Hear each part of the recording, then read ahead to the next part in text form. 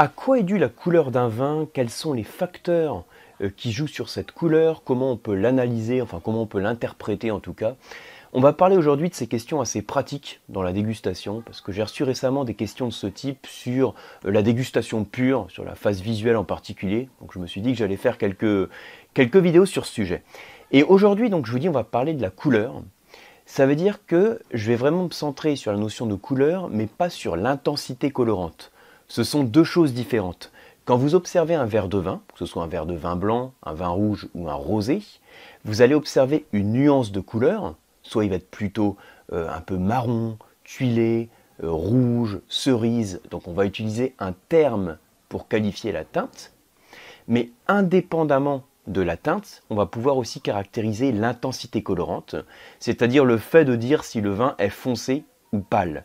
Mais c'est deux trucs qui sont différents et on va les traiter de manière différente. Et pour rester sur un format court et le plus condensé possible sur ces vidéos, je vais faire en sorte de ne pas du tout vous parler de l'intensité, ou très peu, et surtout de me concentrer sur la teinte. Alors, on va commencer dans un premier temps par le vin rouge. Le réflexe qu'on a quand on déguste un verre de vin rouge, ça va être de le pencher devant soi pour le regarder du dessus. Et quand je le penche et que je le regarde du dessus, donc là moi je le regarde d'ici, vous voyez ici, j'ai un filet qui est beaucoup plus pâle sur lequel je vais pouvoir observer la nuance de couleur. Donc vous, en tant que dégustateur, c'est-à-dire que le premier geste que vous devez avoir quand vous avez votre verre de vin, ça va être de le pencher devant vous sur une surface blanche. Alors pourquoi une surface blanche? Parce que c'est un référentiel neutre. Vous le penchez au maximum, presque jusqu'à le renverser sur la table, et vous regardez du dessus, et vous regardez au niveau du filet, ou au niveau là où il y a moins de vin en fait, et c'est là qu'on observe la nuance de couleur. C'est d'autant plus important de bien le pencher quand vous avez un vin qui est foncé. Donc foncé, c'est l'intensité colorante. Je reviens, je l'ai dit tout à l'heure, je ne vais pas le développer ici, l'intensité colorante. Mais si vous avez un vin très foncé, il faut d'autant plus le pencher. Et finalement, alors je vous l'ai représenté sous cette forme. Vous voyez, en fait, on a la quantité de lumière qui est fonction de la quantité de vin. Mais cette courbe-là, en fait, elle est pleine de bon sens. J'aurais pu même ne pas la mettre du tout. C'est tellement plein de bon sens, en fait. Ça veut dire simplement que vous avez plus de lumière qui passe quand vous avez moins de vin. Donc, si j'ai beaucoup de vin et que j'ai un vin très foncé, si je veux bien observer la couleur, c'est un comportement du vin vis-à-vis de la lumière. Et donc, il faut faire en sorte de laisser cette lumière passer pour bien observer la couleur. Et donc, pour laisser la lumière passer, on réduit la quantité de vin. Donc, pour réduire la quantité de vin, on laisse passer plus de lumière. Et pour réduire la quantité de vin, on penche le verre de vin au maximum. Donc, vous avez un tout petit peu de vin et vous observez la lumière. Bon, c'est plein de logique, mais je le rappelle parce que parfois, on voit certaines personnes qui observent le verre de vin comme ça du dessus. Quand je l'observe comme ça du dessus, le problème, c'est que c'est tellement épais, si vous voulez. Ça dépend du vin, il y en a qui sont plus ou moins foncés ou pâles. Mais quand vous avez un vin qui est relativement soutenu, une couleur qui est relativement soutenue, comme ça, on ne voit pas du tout la nuance de couleur. Par contre, si je le penche, je le regarde du dessus, je réduis donc, je vais le mettre dans ce sens, ici, si vous voulez, j'ai moins de vin que là. C'est logique, j'ai beaucoup de vin et là, j'en ai pas beaucoup. Donc là où j'en ai pas beaucoup, la couleur passe mieux et j'observe ma nuance de couleur. Alors, le deuxième point sur lequel on va insister, c'est à quoi est due cette couleur du vin.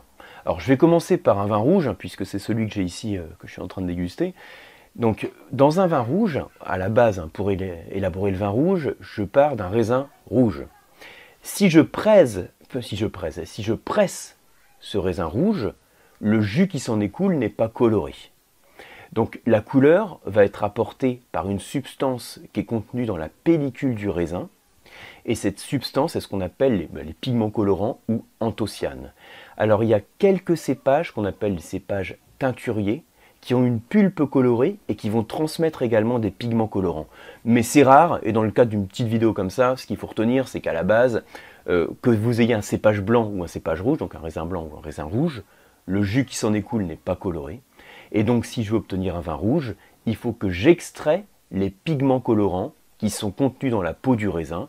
Et pour ça, je fais une macération entre la peau et le jus. Donc, je couple cette macération à la fermentation alcoolique et j'obtiens mon vin rouge. Or, les anthocyanes ont une couleur qui est un petit peu violacée. Les anthocyanes ont une couleur violacée. Ça veut dire que tous les vins rouges qui sont récemment pressés, on va dire, qui sont récemment vinifiés, vont avoir une couleur qui va être due aux anthocyanes et qui va tirer sur le violacé. Donc un vin rouge dans sa jeunesse va toujours présenter ces notes assez violacées. Et ensuite, ce qui se passe, c'est donc on peut dire que si on compare tous les vins rouges entre eux, on va être plutôt sur des notes violacées. Alors après, il y a quelques variations parce que quand le vin a subi un élevage en fût de chêne, on va intégrer en fait de l'air pendant cet élevage. Il y a de l'air qui travaille le vin. Et en fait, le fait d'intégrer de l'air, ça va faire évoluer les pigments colorants. Mais je vais en reparler tout de suite. Alors, on va pour l'instant, pour faire simple, on dit tous les vins dans leur jeunesse, ils ont la couleur de leurs anthocyanes. Or, les anthocyanes ou pigments colorants sont violacés. Et puis, au cours du temps, qu'est-ce qui se passe? Eh bien, au cours du temps, votre vin qui est dans votre cave, il va s'oxyder. C'est l'évolution du vin. Un vin qui vieillit, c'est comme n'importe quel être vivant, on s'oxyde. De par le contact avec l'oxygène, on s'oxyde. Et puis, alors c'est très simple, pour comprendre cette notion d'oxydation, il faut penser à une fleur. Alors là, vous allez me dire, je vais peut-être remettre en doute le pourquoi de mon dessin. Alors vous avez raison de le remettre en doute, j'ai décidé une fleur, voilà. Donc vous imaginez une fleur qui a des nuances plutôt rouges dans sa jeunesse. Quand elle vieillit, et qu'elle va ensuite jusqu'à faner, la fleur va évoluer vers des nuances orangées. Et bien pour le vin, c'est exactement la même chose. Un vin rouge qui est dans sa jeunesse va être plutôt violacé. Et le phénomène que l'on a en fait au cours du vieillissement, ce sont les tanins, dont on a déjà parlé lors d'une précédente leçon. Les tanins qui est également une substance végétale qui est contenue dans la peau du raisin, qu'on va retrouver dans les vins rouges, puisque quand on vinifie un vin rouge, on met la peau en contact avec le jus, donc on va retrouver des tanins dans le vin rouge. Et en vieillissant, les tanins vont se combiner aux anthocyanes, aux pigments colorants. Et Émile Pénaud faisait remarquer qu'on peut considérer que les tanins sont faiblement colorés mais qu'ils ont une nuance brune, et en fait que cette combinaison avec les tanins fait évoluer la robe du vin vers des nuances brunes. On pourrait aussi considérer que en se combinant les tanins et les pigments colorants, donc ils se combinent, ils vont précipiter en fond de bouteille. C'est ce qui donne le dépôt qu'on a sur les vieux vins rouges. Et ça fait ressortir certains pigments qui étaient présents dans le vin, donc les pigments caroténoïdes, qui ont une couleur un petit peu orangée. Toujours est-il qu'on peut considérer qu'en vieillissant, le vin s'oxyde et qu'on a cette évolution donc, du violacé à l'orange. Alors, on peut faire cette courbe simple que j'ai refaite ici. Vous voyez, ça c'est la courbe en cloche, dont je parle à chaque fois que je parle du vieillissement du vin, et ça c'est le temps. Donc le vin, au cours du temps, il s'améliore, il se bonifie, il arrive à son apogée, puis il décline. Comme tous les êtres vivants, il suit une courbe en cloche. Nous, c'est pareil. On est dans notre jeunesse, l'adolescence, l'âge adulte et la vieillesse.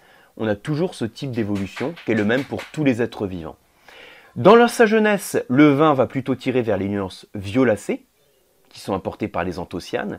Puis l'oxydation va faire évoluer, on va passer sur des notes cerises. Ces notes cerises, puis rubis, ça correspond un peu en fait à l'âge de croisière, on va dire, un cerise rubis. Et puis ensuite, on a l'apparition des nuances d'oxydation qui font évoluer la robe vers du grenat. Et on va ensuite, sur le déclin, partir sur des notes plus tuilées. Et on a donc ces notes qui vont du violet, cerise, rubis, grenat au tuilé. On peut s'amuser à faire un parallèle avec les arômes dominants que l'on a dans le vin.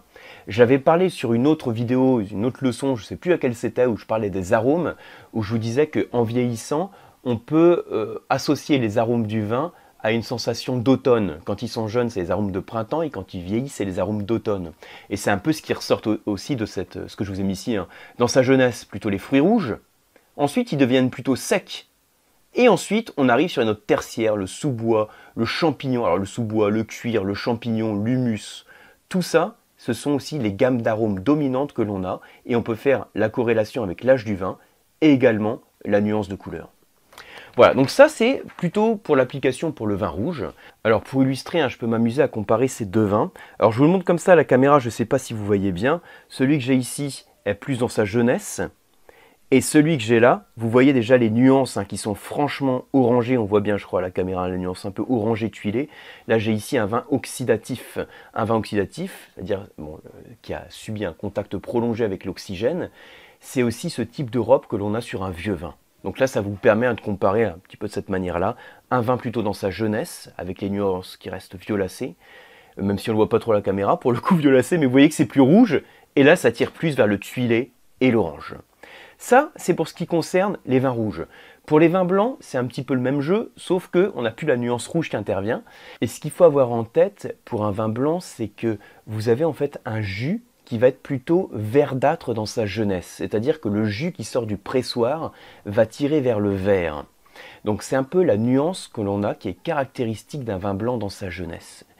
Et au cours du temps, l'oxydation va faire évoluer cette robe un petit peu jaune-vert vers des nuances jaune-citron, puis jaune-orangé.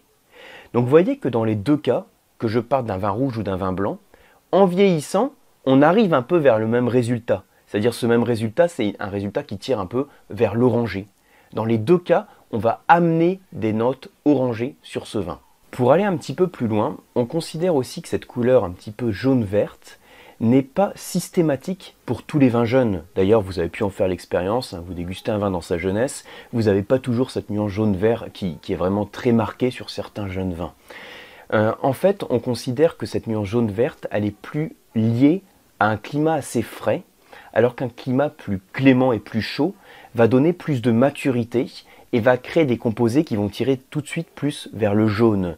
Ces composés, c'est ce qu'on appelle les flavones, vont colorer aussi le vin qui est dans sa jeunesse, mais ça veut dire que si j'ai un vin déjà issu d'un raisin avec une forte maturité, d'un climat plus clément, je ne vais pas nécessairement avoir cette nuance verte. Voilà, j'espère que vous avez appris des choses dans cette petite leçon. Encore une fois, je ne parle pas du tout de l'intensité, parce qu'on pourrait en parler également pour le vin blanc et pour le vin rouge, mais j'en parlerai à une autre occasion pour prendre plus le temps de détailler tous les paramètres qui peuvent jouer sur l'intensité. Là, l'objet, c'était vraiment de se concentrer sur la nuance de couleur. Merci à tous pour votre attention et je vous retrouve sur une prochaine leçon ou directement sur le site du COAM pour suivre une formation. À très bientôt.